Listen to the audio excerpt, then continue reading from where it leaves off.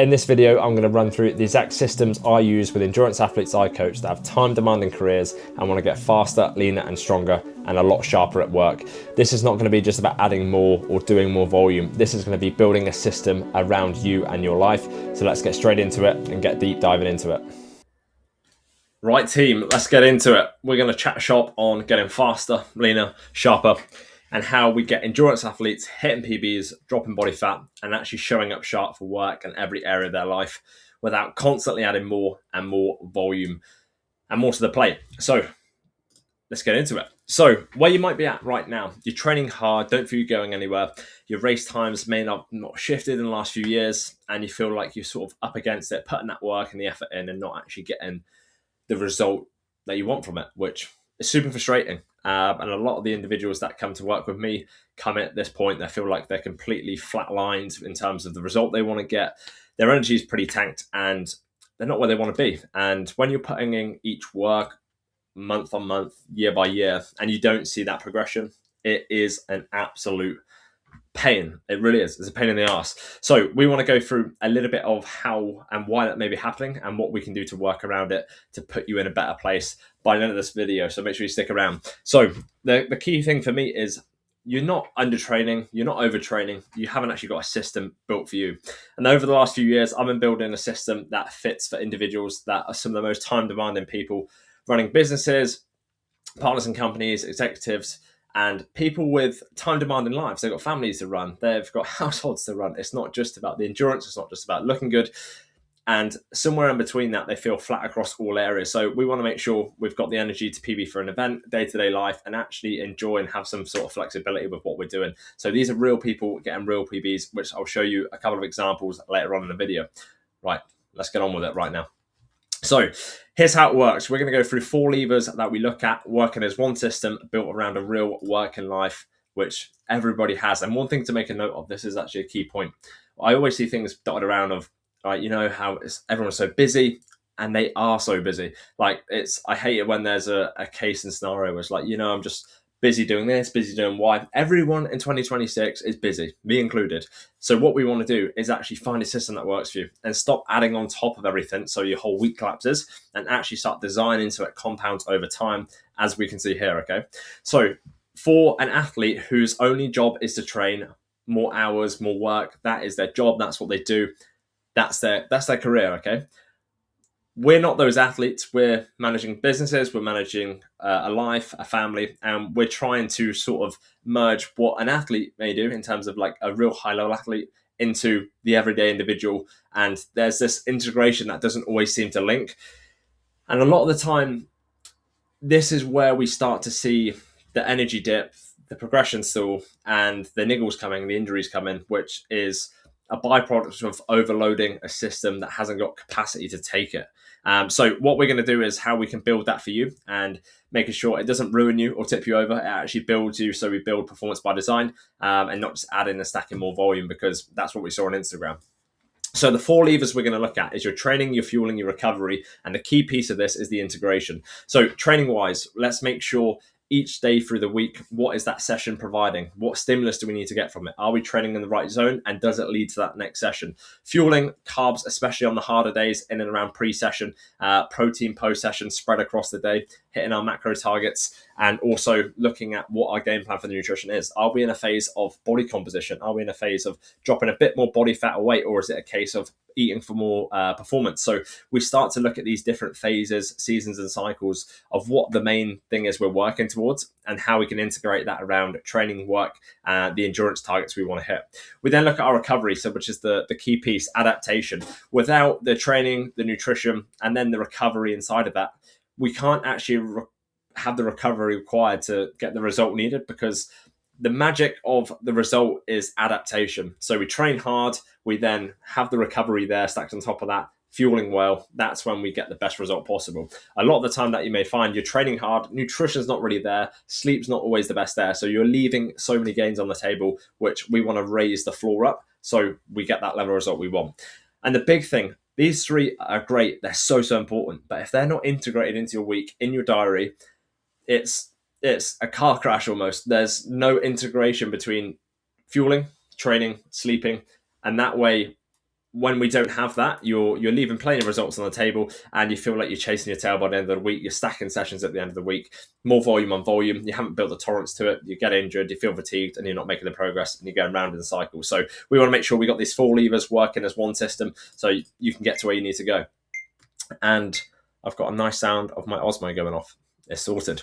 So we're going to look at the phases pretty much over a period of time, and this is the peak human system and the core integration of what we do. So when an individual comes into us, we have a look at actual diagnostics, their movement efficiency, any imbalances, what's the current nutrition like. And actually the first week is not a program being set, it's an insight and testing week. We take them, some clients which we actually did today, shout out Hugh, me and him went across to Coventry University to get our lactate testing done, VO2 testing done, and I've done an in-person movement assessment with him. So we're actually going through a screening progress across our endurance, strength and conditioning, and our nutrition and lifestyle, and what's actually, we're just having a look under the hood, what's happening.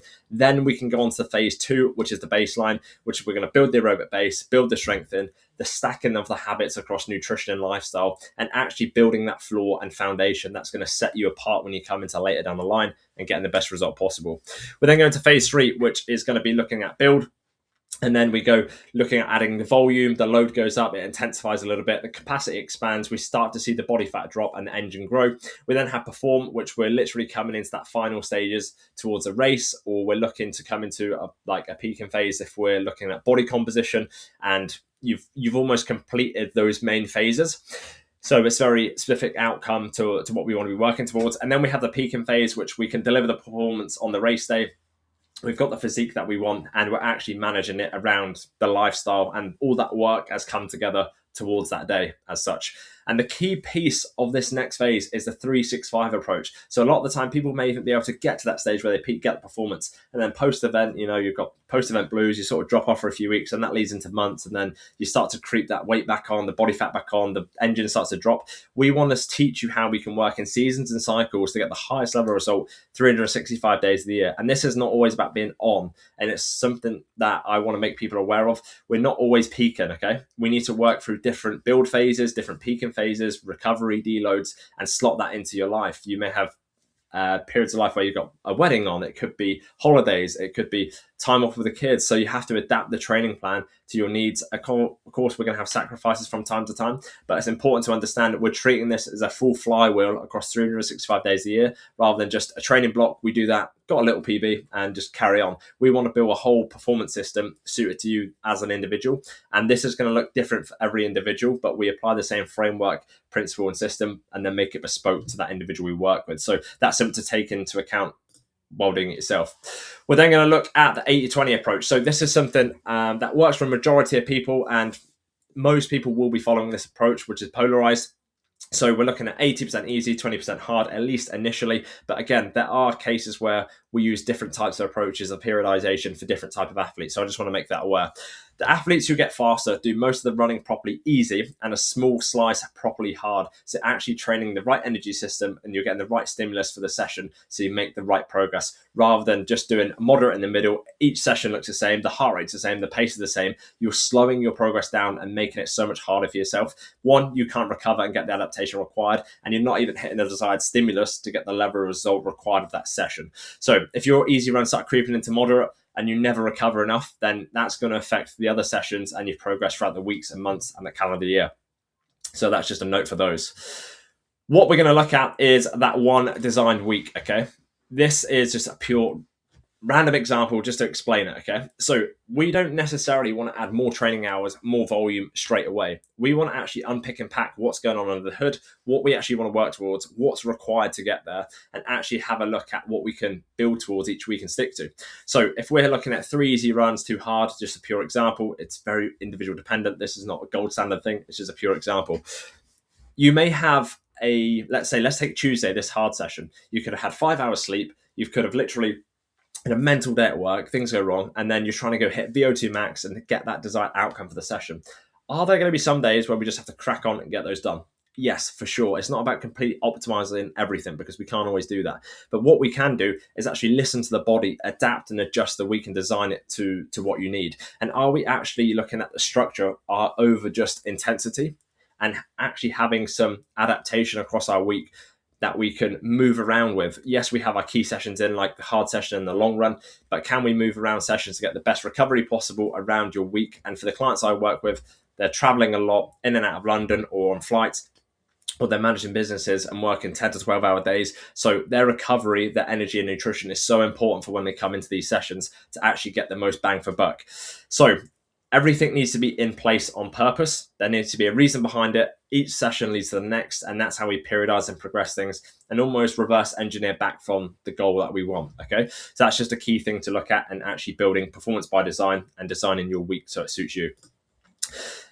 Another thing to look at is, are you actually doing your easy runs easy? So if we have heart rate monitors, which I haven't actually got my watch on at the minute, awful tan line, but I like to use a Chorus heart strap, or I've got a Garmin heart rate monitor. I've actually used both from time to time. But if you haven't actually got those, let's just strip back to basics. Can you hold a conversation? Is it easy? And can you feel and hold that for a good period of time? If so, you're probably in the right zone. Can you breathe through the nose easily? I struggle. I've got bad sinuses, so that's a no-go for me. It's a big struggle doing that. But if you fail either one, probably slow down a little bit, and that will give you a better understanding. And sometimes we've got to slow down to speed up. And I know this is something people bang on about. They just think, "Oh, just do your easy zone 2." And not enough people actually go into enough detail on zone 2 and the benefits as to why we want to be working towards that. So it's important to understand the benefit of that session leading on to the next session, and different phases you'll work in different energy systems, and how you periodize that through, which I'm going to be going exactly through on the 6-part series. This is going to come later on. I'm not going to go deep diving into that today. So I always like to run through some actual real results and real people. So on the left side, we've got absolute legend, Mr. Lee, who has gone through phases of starting zero running, started not running at all, to building up to a 5K, 10K, half marathon, which is PB'd across all of those. He's dropped a couple of stone in the process and built a lean athletic body. And I won't lie, he's got some absolute shoulders on himself now. But we've gone through all those phases. We've done the testing. We've got him stronger. We've got his nutritional principles in place. And this is someone who runs a business and has a very busy social life, which he'll admit to himself. And he's still got that level of result because he had it designed to him.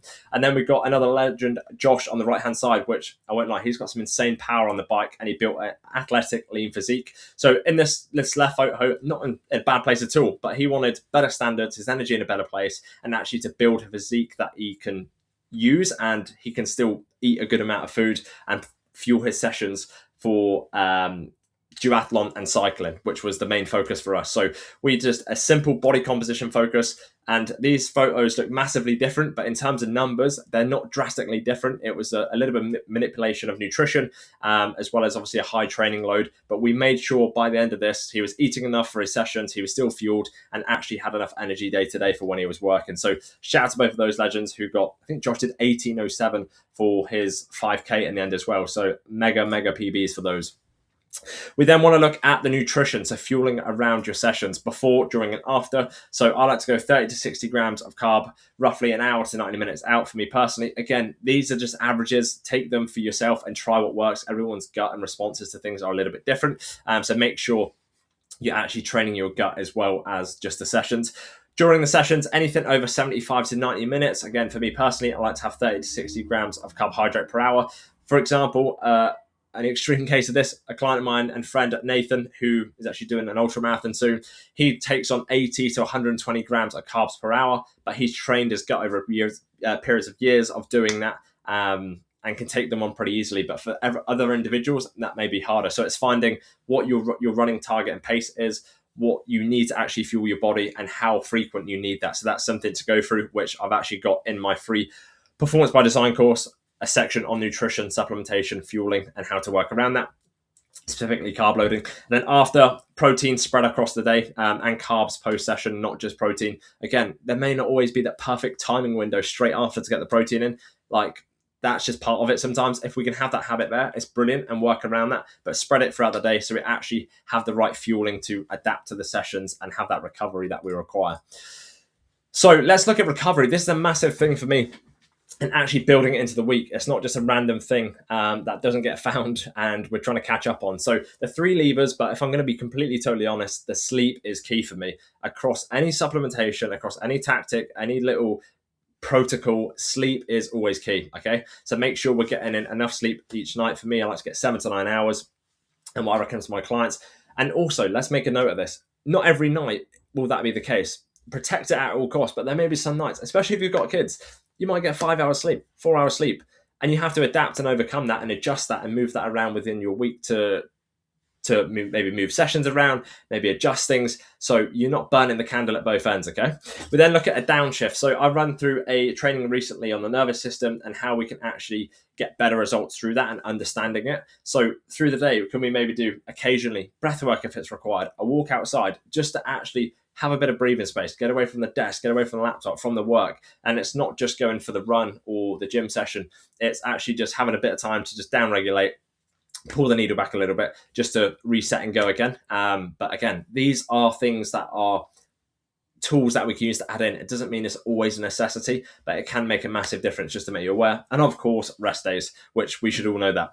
Sleep is where the work lands and the best recovery happens, which is always going to be the case. And what I would like you to do from this, if there's anything you take from this video today, is open your diary up, open the calendar up, protect one window, your key sessions, your nutrition, your sleep. Just start with one, because if you don't have it in a diary, it doesn't always happen. I mean, me and my clients, we use Training Peak, so we slot our sessions into our calendar, into our diary. We know what's ahead, social events, work events, and we work around that. But if you're someone that hasn't gone through that potentially, look at even a Google Calendar, Apple Calendar, add your sessions in so you know what you can stick to for that week and you can work around it and block it out like it's an important meeting or appointment, especially the key sessions. Some of the other sessions can maybe easily adaptable to shift around, but ideally schedule them in. That's your time. Fill your cup up, hit your sessions, get them banked and move on, okay?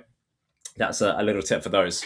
So your fastest and often best weeks are the ones with the best recovery in it, the best part of nutrition, and making sure you're hitting the right intensity and stimulus for the sessions. It's not the double days of the VO2 max or the threshold sessions. It's not loads and loads of easy. It's every piece of what we just went through integrated together. One doesn't work without the other, and they may do for a period of time, but at some point it will fall and you won't get where you want to. So let's look at that integration piece and really remember that we've got our training, we've got nutrition, we've got the lifestyle and recovery integrated as one around your schedule, around your time and your needs. So that's a key lesson and takeaway. So something that you can run through, whether it's tonight you're watching this, it's in the morning, middle of the day, whenever it may be, or whatever time zone.